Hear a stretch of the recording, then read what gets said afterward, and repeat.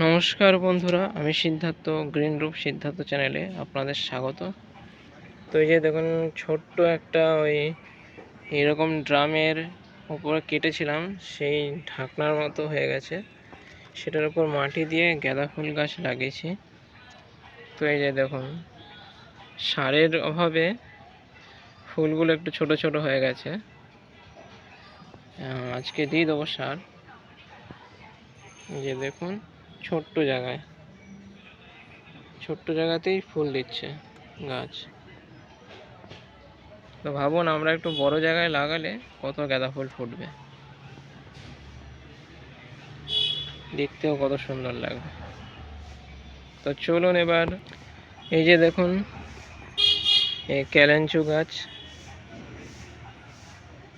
প্রচুর কড়ি এসছে, পুরো ভরে ভরে চারিদিক দিয়ে কড়ি এসছে। এই দেখুন ওপরটা জবা ফুল গাছ কড়ি আসা শুরু হচ্ছে। এই যে দেখুন, এটা হচ্ছে হলুদ জবা। আপনারা সবাই দেখে বুঝতে পারছেন, যেহেতু পুজো দেবে তাই ফুল ছিঁড়ে নেওয়া হয়েছে। বেশ বড় হয়েছিল। এই গাছ থেকেই এই যে ডালটি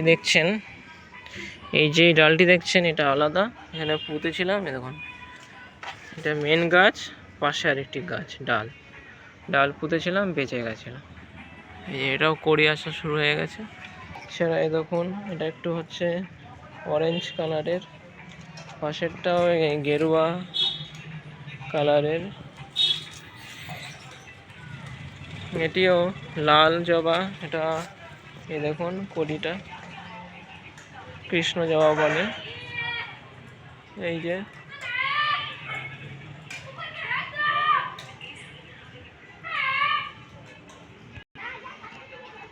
দেখুন, এটা হচ্ছে থোকা লাল জবা, এটাও জবা গাছ। এই দেখুন, বুগেনভেলিয়াটি কি সুন্দর থোকার মধ্যে হয়েছে। বুগেনভেলিয়া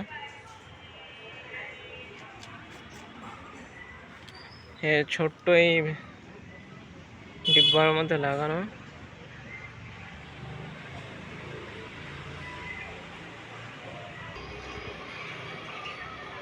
এই গাছটিতে কেন ফুল ফুটছে না বুঝতে পারছি না। বর্ষা আসলে অবশ্যই পটটি একবার চেঞ্জ করব। এই দেখুন, ফুল ফোটা বন্ধ হয়ে গেছে, আসছে তবুও।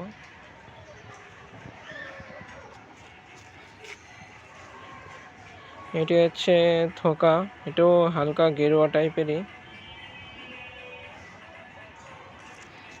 এখানে আছে, কড়ি এসছে।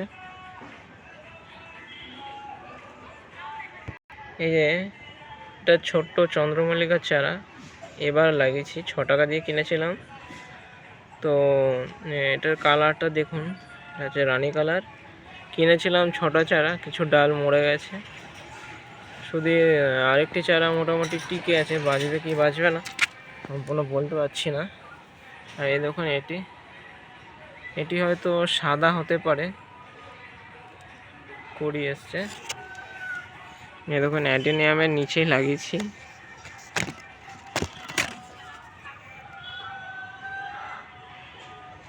অ্যাডেনিয়াম আছে তার সাথে।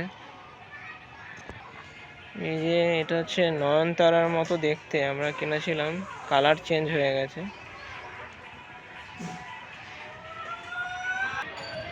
তো নমস্কার বন্ধুরা, ভিডিওটি ভালো লেগে থাকলে আপনারা চ্যানেলটি অবশ্যই সাবস্ক্রাইব করবেন এবং বেল আইকন নোটিফিকেশনটি অবশ্যই ক্লিক করবেন। ধন্যবাদ।